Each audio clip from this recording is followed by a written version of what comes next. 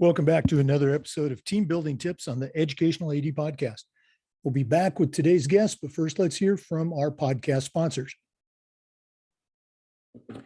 We want to thank Wall of Fame by Vital Signs.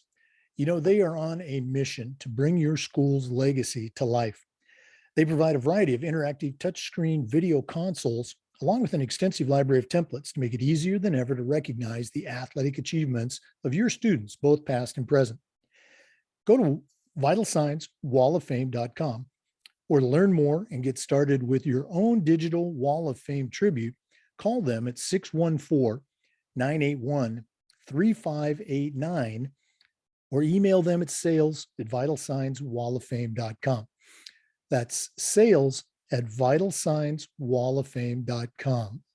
Their customer service is tremendous, and you'll be very impressed with the products that they can offer. We also want to thank Sideline Interactive for their support. You know, it's becoming harder and harder to fund an athletic department these days, but Sideline Interactive's indoor scoring tables and video boards can generate $10,000 or more every year, while also creating excitement in the gym and the ultimate game day experience for your student athletes. Go to sidelineinteractive.com or call 832-786-0302 to schedule a live demo and see their tables and boards in action. You can also email them at sales@sidelineinteractive.com and find out more. That's sales@sidelineinteractive.com. I promise you, you will not be disappointed. We also want to thank Violet Defense for their support. Violet Defense is dedicated to protecting our world from germs by bringing the power of UV disinfection to everyday spaces. Their patented technology enables them to harness the power of the sun to incorporate ultraviolet light into products and environments like never before. Whether you're ready to implement existing products, or if you'd like to explore researching and developing a custom deployment of their technology for your school, Violet Defense has the solutions and the experience you need. Go to violetdefense.com for more information. We also want to thank Huddle for their support. Remember, at Huddle, we power sports. Over 180,000 teams, including some of the best in the world, use Huddle to help their athletes and their teams play better. Huddle's the complete performance platform. They have online tools, mobile and desktop apps, smart cameras, analytics, and a whole lot more. Huddle's also built for every level of play, from the club and the youth level up through high schools and colleges, and even professional teams are using Huddle to help their athletes perform at the highest level. You're in pretty good company with over 6 million users, including your student athletes, a lot of their parents, and the coaches of the teams you're trying to get to recruit your kids. If you want to find out more about what Huddle can do for you and your program, or how your school can become a Huddle school, go to huddle.com and talk to their professionals. Remember, at Huddle, we power sports. We also want to thank Hometown Ticketing, the leading digital ticketing provider to schools and colleges. You can learn more about what Hometown Ticketing can do for you and your athletic program by going to hometownticketing.com. Hometown Ticketing, simple and easy online ticketing.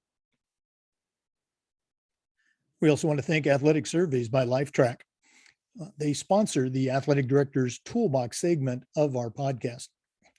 Athletic Surveys by LifeTrack are a quick, easy, and affordable way for you to collect comprehensive data that allows you to evaluate and improve your entire athletic program.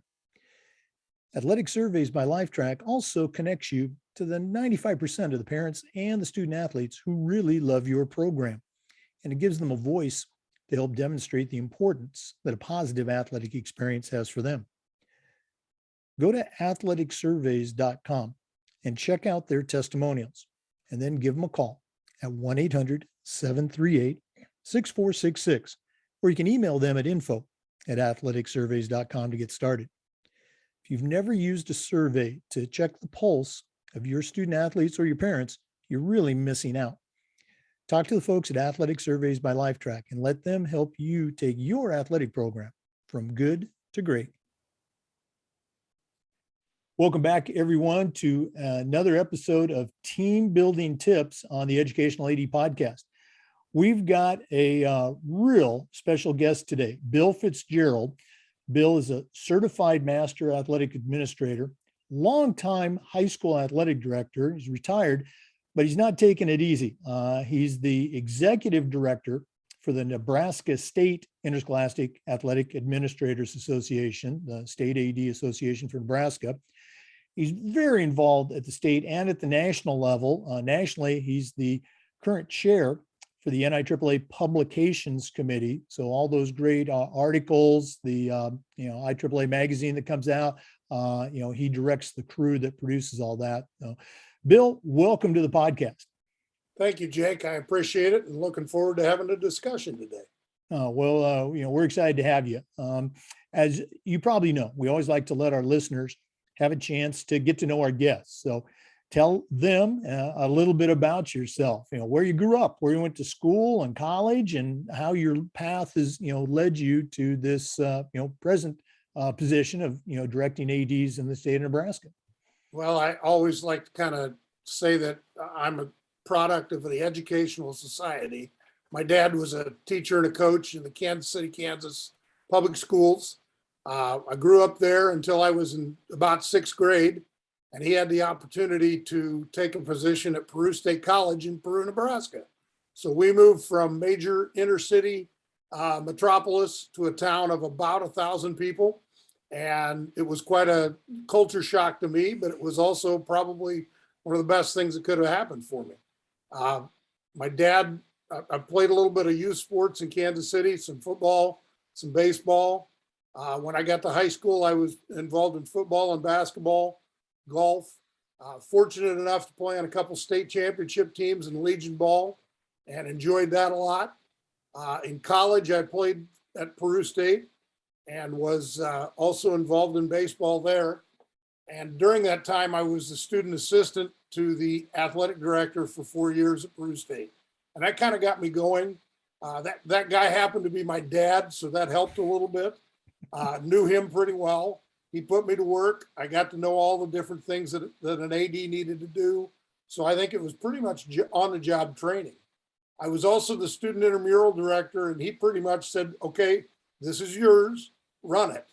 And it was kind of interesting as a freshman going with some of the seniors who had some different rules and regulations, but we got through it and did a good job, and I enjoyed it. It was a lot of fun to be there. A couple of things. Back in the 90s, I coached at Missouri Valley College. We actually traveled to Peru State and played a football game. So I've been there. You've been to the Oak Bowl then, haven't you? Absolutely. I thought it was a pretty cool venue. It is absolutely fantastic now, Jake. It is an all turf facility. They redid the entire grandstands and quite a nice place. So. Yeah. Well, when we were there a long time ago, I was very impressed with the setup. The whole bowl, thing was very cool. You mentioned something that sparked a memory for me, directing intramurals while you're in college. I did that, not my freshman year, my senior year. Me and another member of a football teammate of mine, we were in charge of intramurals. And looking back, what a great experience as far as dealing with, schedules and personalities and officials and things. What's something that really sticks out for you from that period of time? Well, I think I made an awful lot of friends in college during that time that I have been able to keep up with. We all served as officials. We all played together. We all did that kind of stuff in our off seasons. And obviously, when I was involved in baseball, it was a little tougher for me to be involved. Some of those folks took over at that point. I did play baseball for only 3 years because between my junior and senior year, I decided to make it a little more complicated. Got married to my wonderful wife of 40 some years. And she is still with me. Can't believe it, but she is. And she also, she and I did our student teaching that spring of our senior year. So it was a hectic time. We didn't make a lot of money, but we also enjoyed ourselves and got through school and did some things. So. Yeah. You bring up another great point. We talk about the athletic director's toolbox or the coach's toolbox. I think one of the most important tools, and it was only mentioned by maybe, couple of ADs, was making sure you try to, if you can't marry a partner who is a coach or a teacher and understands it, at least make sure your partner, knows exactly what they're getting into when they do marry, that head coach or AD. So very important. Sounds like you were like me, you outkicked your coverage. Yeah. Well, I did, no doubt about that. She was a math teacher out of college, and she and I both got jobs. Our first jobs were down at a little school just south of Ottawa, Kansas, Central Heights High School, and we were there for 3 years, enjoyed it a lot. At that point, I was assistant football, assistant basketball, and junior high track and field. So I was busy. We were always on different schedules, it seemed like then. So we got used to it pretty easily. We found an opportunity that I could come back to Nebraska, and we jumped at that job. And I was at Louisville Public Schools for 24 years. And in that position for the first 10, I was head volleyball coach, head boys basketball, and head girls track and field. And the seasons pretty much came right up against each other. So she was the one that was taking care of things at home. We started our family then. I've got 2 great kids, both are grown. My daughter is involved in education now. She is also a middle school volleyball coach, so she knows a little bit about what I've been through. My son's an attorney and took the high road. He also works at the state legislature in Nebraska down in Lincoln in the Urban Affairs Committee. So he does all of the legal work for bills and things like that that come through that committee. I listen to his discussions sometimes that I don't always know what he's talking about, but I know he does. And that's the important thing. Both my kids were involved in school at Louisville, and I was fortunate enough at my last 11 years there, got a chance to be the AD there after coaching for a while. It was kind of funny. They came to me and said, Bill, your dad was an AD, wasn't he? Would you like to be an assistant AD? And I said, well, what do you want me to do? Well, write some contracts, hire the officials, all those guys anyway. And I said, sure, I can do that. Well, after a year of doing that and helping cover things, they said, you're doing such a good job, we'd like you to move into the AD's position. And I said, okay, but I've got to get out of some kind of coaching, because I said I was still doing 3 head coaching jobs at that point. And I said, whatever's easiest, get me out of. I stepped down from basketball, kept the other 2 going, still got a chance to be around my kids, which was great. And about the time my daughter was getting ready to graduate from school, I started thinking about the fact that, maybe I could do this at a bigger school and enjoy it just as much. And I got my administrative degree, because if you're going to go to a Class A school in Nebraska, you pretty much are going to have to be an assistant principal or something like that.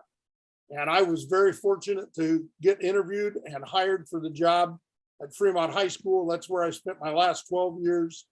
They're a Class A school, probably 23rd largest in about 36 or so. It was a challenge because we're outside the metro area of Omaha and Lincoln, but we're still in that conference and still have that. It was kind of like being in a small school, but in a larger town. And the community really cares about things an awful lot. I tremendously enjoyed my time, but after 39 years, I said, you know what, it's time for somebody else to have that opportunity. So. Again, great examples about taking advantage of opportunities, both coaching as well as AD. For our listeners, we're visiting with Bill Fitzgerald, a longtime athletic director in the state of Nebraska and currently the executive director for the Nebraska State Interscholastic Athletic Administrators Association, also chair of the NIAAA's Publication Committee. We're going to take a quick break, but we're going to be back with some more team building tips. Please stay with us. This is the Educational AD Podcast. We want to thank Huddle for their support of the Educational AD Podcast. Remember, at Huddle, we power sports. Over 180,000 teams, including some of the best in the world, use Huddle to help their teams and their athletes play better. Huddle's the complete performance platform. They have online tools, mobile and desktop apps, smart cameras like the Huddle Focus. Of course, there's analytics and a whole lot more. Huddle's built for every level of play, from club and youth teams all the way through high schools and colleges, and even professional programs are using Huddle to help their teams play better. You're in pretty good company with over 6 million users, including your student athletes, a lot of their parents, and the coaches of the teams you're trying to get to recruit your kids. If you want to find out more about what Huddle can do for you and your school, or how your school can become a Huddle school, go to huddle.com and talk to their professionals.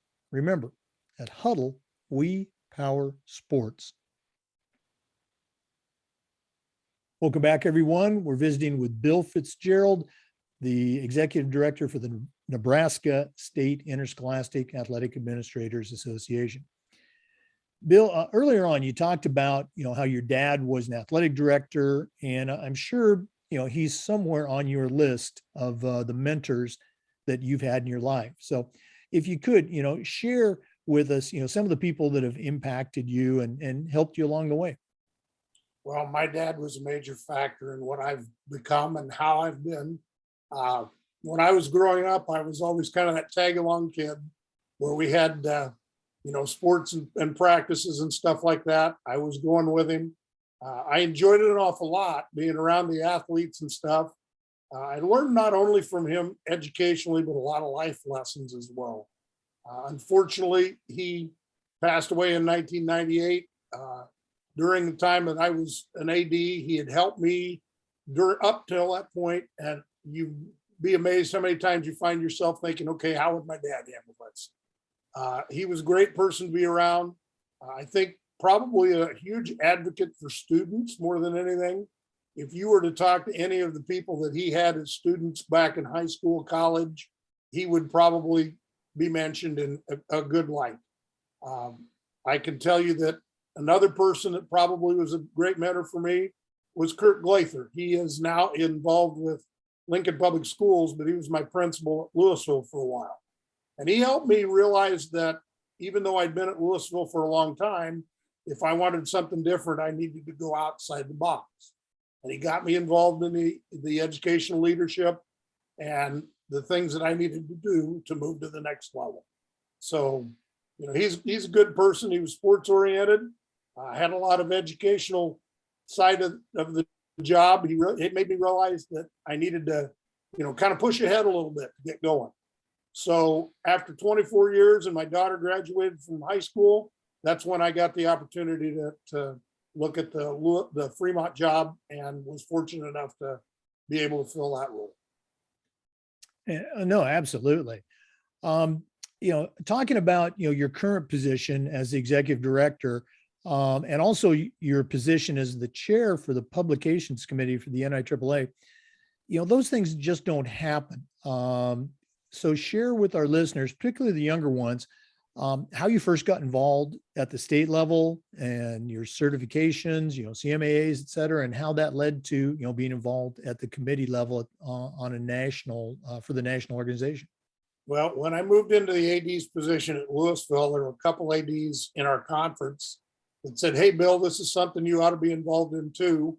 So I joined the state association that first year. It was probably the second, maybe third year of that I got approached by one of the board members of the NSIAAA and said, hey, I'm moving into the executive board. We need somebody to fill the District 2 position for a year and then maybe beyond if you want to.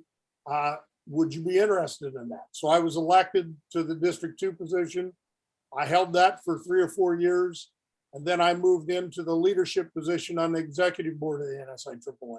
Vice president, president-elect. I was president in 2013, and then I served as past president.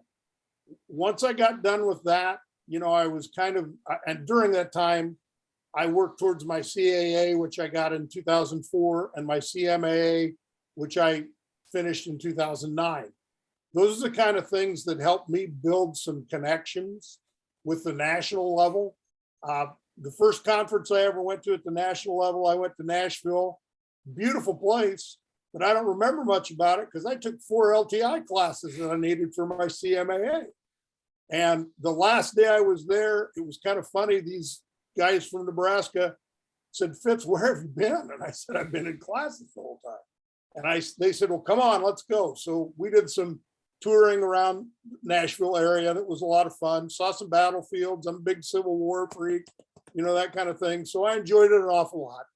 But it gave me an opportunity to do things. When I got off the state board, you just kind of feel like, okay, you've been involved in this so long and so busy, and now it stops and you need to do something else. So that's when I applied to be in a position on one of the committees at the national level. Lane Green was getting off of the publications committee at that time from Kansas to move on to the board. He said, Bill, you'd be perfect for this. Let's push you that way. So in 2014, I joined the publications committee, and I was fortunate enough to get to know the guys, learn the process. I moved into a vice chair position in 2017. And the last 2 years now, I have been the publications chair. The professional growth and contacts that you get in a committee like that are unbelievable. I mean, the folks that I've known and the experience I've gained from them just oozes. John Evers, Rusty Lee, Glenn Gillespie, Gary Stevens, John DiColo, Craig Perry. I could go on and on and on. Guys that I have learned tons from, and they have helped me. And now, being the chair, I look back and I'm the old guy with all the new kids in block. And those new kids have some fantastic ideas. We have a great group on the publications committee now. I can turn it loose with anything, they'll run with it. We've got good ideas, good articles, great position. Justin Chapman at the national office is our copywriter. He does an awesome job helping put the magazine together. So that kind of is where we're at. I started at the very lowest level in our state association and just kept working my way up the ladder. A lot of times people want to just move to that third or fourth rung. Doesn't always work that way. No, again, you talked about, that time in Nashville where you took all those courses, sitting at those tables in those LTI sessions or even in workshops, that's where you make those connections and whether it becomes, just somebody you can call or email with an issue, say, hey, what do you think about this? Or someone that might actually turn into a mentor or that connection that gets you on that committee. So, and we have an awful lot of people that on our committee go back and forth with stuff. I will say right now, my two vice chairs that we have on that committee, Dr. Mark Rarick in North Dakota and Mike Hughes in Colorado, they all rib me a little bit, call me Uncle Bill, that kind of thing. But at the same time, we get along well, we work well together. And I think with the other folks that are involved as well, it's just a fun time. It's a family atmosphere, but when we get together, we get a lot of work done and we get it done in a short amount of time. So. No, without a doubt, the publications committee really does a great job for all the members of the NIAAA. So, I think one of our biggest problems on our publications committee is that the board keeps plucking people from our committee to go to the board. And that's a good thing. It's great, but we've had some people that haven't had a chance to serve all the way out because they've been needed on that board. And that's an excellent option there. The good news is I'm no longer an AD working, so I can't move that direction. So I think I'm probably hit the top where I'm at. I've enjoyed my time. I look forward to this last year that I'm going to be publications chair, and then hopefully somebody will take it up and move on with it. Same thing. So. Okay. Since you opened the door, I'm going to go ahead and be a topper here. You mentioned publications committee. Two people that I came on to at pretty much the same time on the certification committee were tabbed and became presidents, Lisa Langston and Todd Olson. So I guess I was the failure in that group. Again, for our listeners, we're visiting with Bill Fitzgerald, the executive director for the Nebraska State Interscholastic Athletic Administrators Association, chair of the NIAAA Publication Committee, and a longtime athletic director in Nebraska. We're going to be back with some more. Please stay with us. This is Team Building Tips on the Educational AD Podcast. We want to thank our good friends at Sideline Interactive for their support of the podcast. It's becoming harder and harder to fund an athletic department these days, but Sideline Interactive's indoor scoring tables and video boards can generate $10,000 or more every year, while also creating excitement in the gym and the ultimate game day experience for your athletes. Go to sidelineinteractive.com or call them at 786-0302 to schedule a live web demo and see their tables and boards in action. You can also email them at sales@sidelineinteractive.com to see what these products can do for you. That's sales@sidelineinteractive.com. I promise you, you will be very impressed. We're back with Bill Fitzgerald, Certified Master Athletic Administrator and longtime athletic director in the state of Nebraska. Bill, we always ask our guests if they can share some best practices, maybe things that you actually did at your schools, some initiatives or things that you've seen come across your table in publications. Do you have any best practices that you can share for our listeners? Well, in the state of Nebraska, one of the things that the NSAA, our State Activity Association, has started is unified sports. And that has probably been one of the best things that has come out of it. We started with unified bowling in our state. Fremont jumped in, hands down.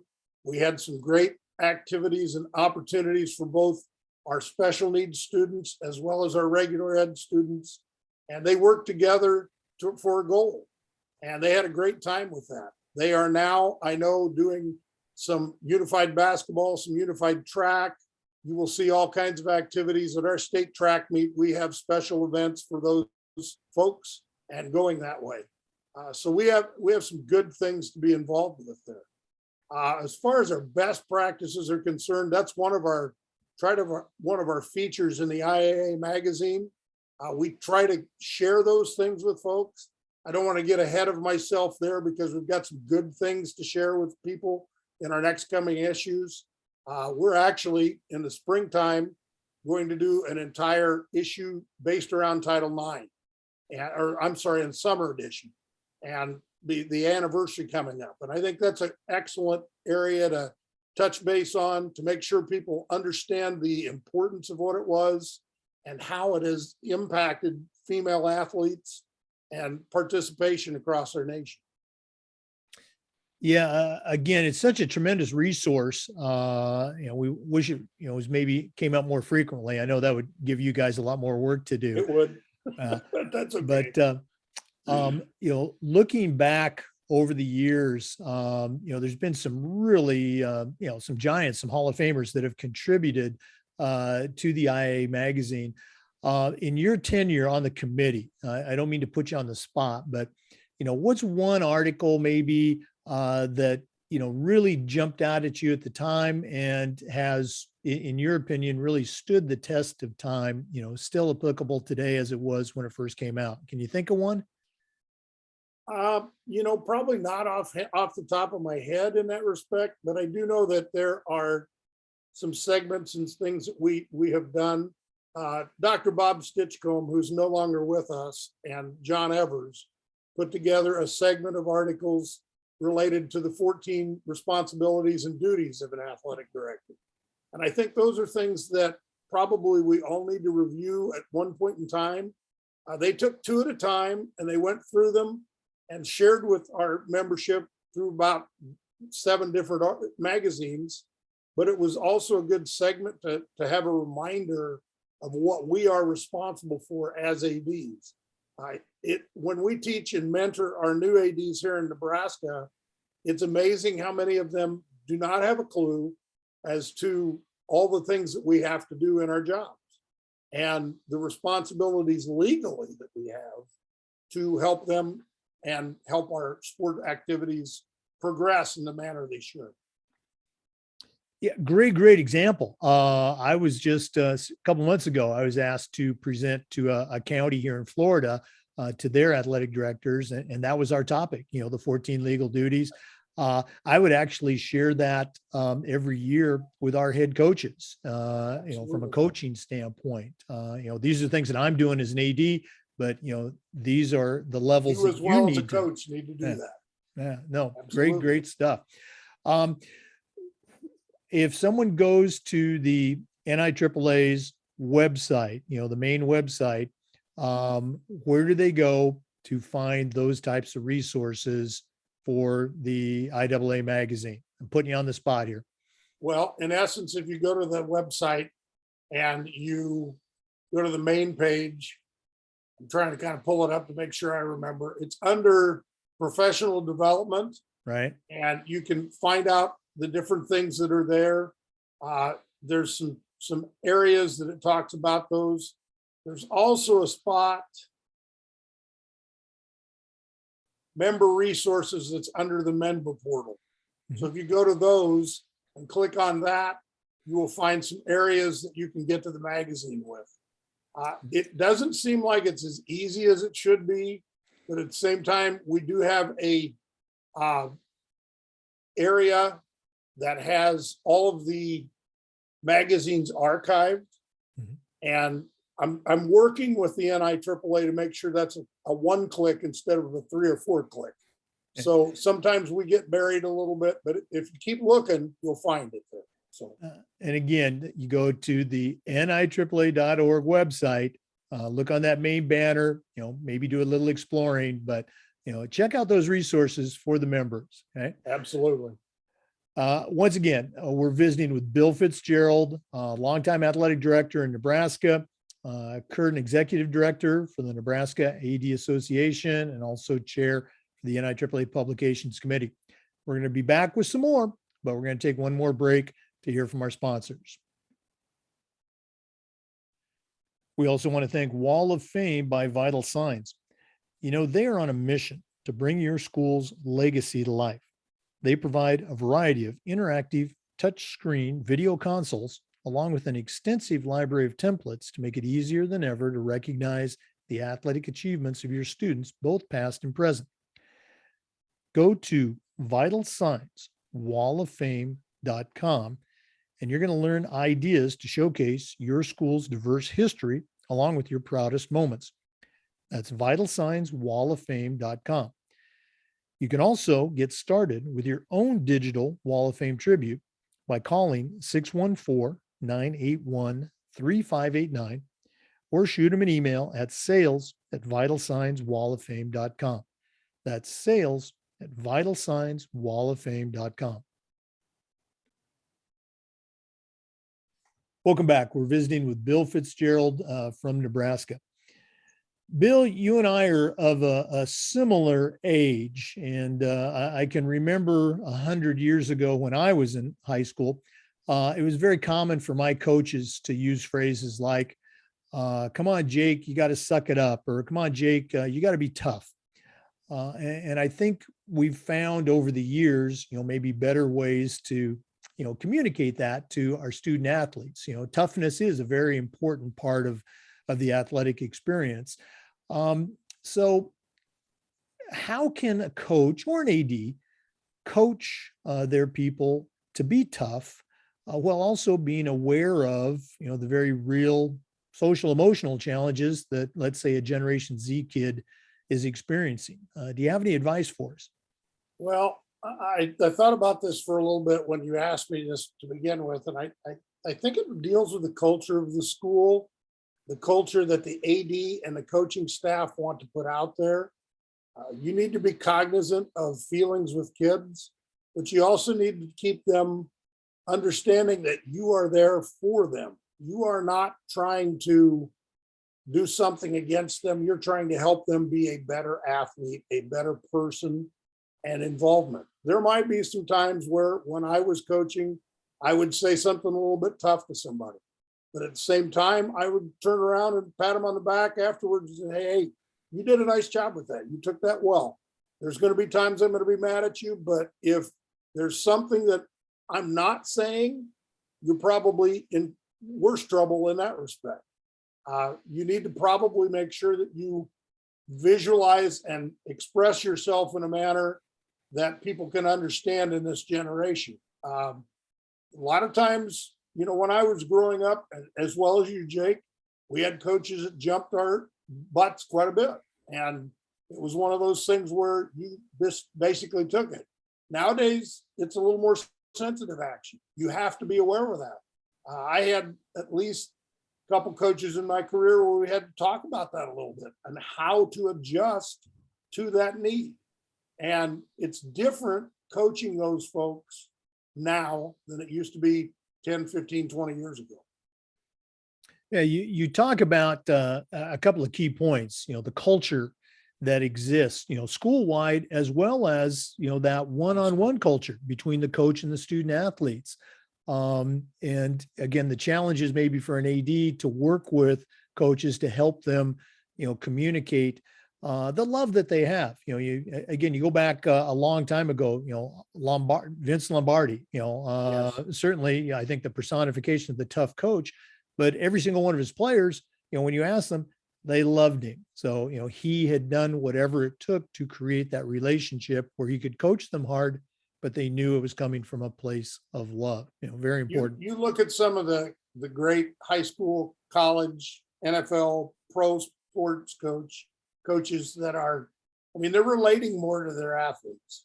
And I think that's the important thing. How are you putting the same thing across that you need to teach them, but in a different way, in a different manner? And it's not that tough love kind of situation anymore. It's more of a, we can get to this. This is what we need to do. How can you work with me to get to that point? So. Oh, absolutely. It's much more, I would say, collaborative now between coach and student athlete. Very good stuff. Bill, this has been great connecting, and I knew a little bit about your story, but very cool to have you share it today. But we're not done yet. We always like to wrap up with what we call the athletic director's toolbox. You certainly know your way around the world of athletics, but when we come back from the break, we're going to ask you to send out a young athletic director on their very first job, but we're only going to let you put 3 things in their toolbox. So stay with us. We're going to hear from Athletic Surveys by Lifetrack that sponsors the Athletic Director Toolbox. And then we're going to find out what Bill Fitzgerald is going to put in his new AD's toolbox. Please stay with us. This is the Educational AD Podcast. We want to thank Athletic Surveys by Lifetrack for sponsoring the Athletic Director's Toolbox segment. Athletic Surveys by Lifetrack are a quick, easy, and affordable way for you to collect comprehensive data that allows you to evaluate and improve your entire athletic department.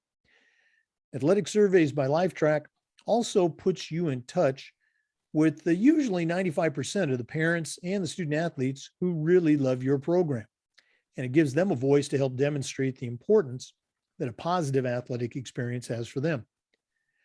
Go to athleticsurveys.com and check out their testimonials, and then give them a call at 1-800-738-6466, or you can email them at info@athleticsurveys.com to get started. If you've never used a survey to take the pulse of your parents or your student athletes, you're really missing out on some important information. Talk to the folks at Athletic Surveys by Lifetrack and let them help you take your athletic program from good to great. Okay, we're back with Bill Fitzgerald, certified master athletic administrator, executive director for the Nebraska AD Association. Bill, we already established, you're a veteran AD, but right now we're going to ask you to send out a young athletic director on their first job. What 3 tools are going to go in Bill Fitzgerald's athletic director toolbox? Well, one thing that happened to me probably in my first or second year as an AD, we had a bus accident where we had kids on the road, headed to an athletic event. At the school I was at, we had 3 lines that came into the school. It was on the news before anything else happened. And our school was flooded with calls and checks. Nobody knew who was on the bus. Nobody knew who was going on. So the superintendent sent me with the bag phone, if you remember those, and went up to the accident scene. That way I could take care of things and communicate. But we also didn't really, we had a roster, we had those kind of things. Who are the statisticians? Who are the, managers? Who went along on a ride with it? That kind of thing. So I established bus logs. And back then it was paper pencil.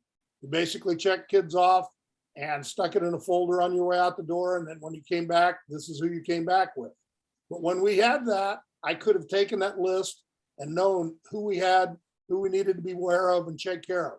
Now, in this day and age of technology, It's a Google sheet. It's real easy. They make no checks at all if they have everybody on their list. You can break it up by teams, by groups, by levels, and do it all in that respect. And I think it was a great thing that we worked with at our school as one of the things we needed to do. The other two tools that I think I would probably put in are kind of philosophical. They're things that my dad taught me a long time ago. The first one is you always treat the custodians, secretaries, and cooks like they are the most important people in a building, because they are. They're the ones that run the building. And if you have good relationships with those folks, you get along just fine with stuff. I started doing that even when I was in high school, talking to them, finding out what was going on. They knew my name and they took an interest in what I was doing then too. And the cooks always seemed to put just a little bit more on my plate as well. So that helped. The last thing that I would say probably that my dad also gave me, and it's something that you live by. If you make a mistake, admit it immediately and correct it as fast as you can. And being truthful is the only way to be genuine when you're dealing with people. We are in this job. We are not always going to be 100% right. As managers and administrators, you need to be the ones that help others. So when you make a mistake or do something the right way, make it right, fix it, correct it, and admit it. Wow, just some great lessons for all of us, not just new ADs, but veteran ADs as well. Bill, if one of our listeners wanted to reach out and pick your brain a little bit, what's the best way that they can get in touch with you?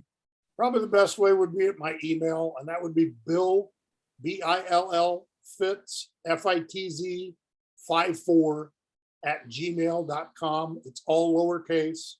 I got a lot of things that come across my plate every day, but I'll be happy to answer any questions for anybody if they have some.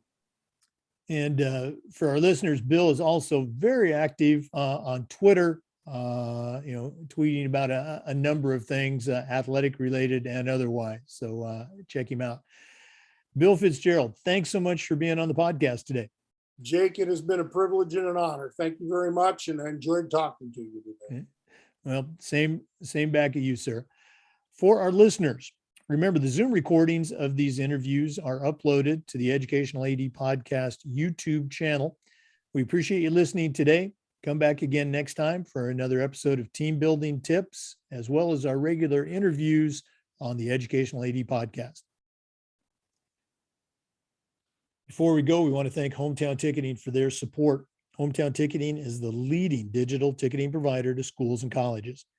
You can learn more at hometownticketing.com. Hometown Ticketing, simple and easy online ticketing.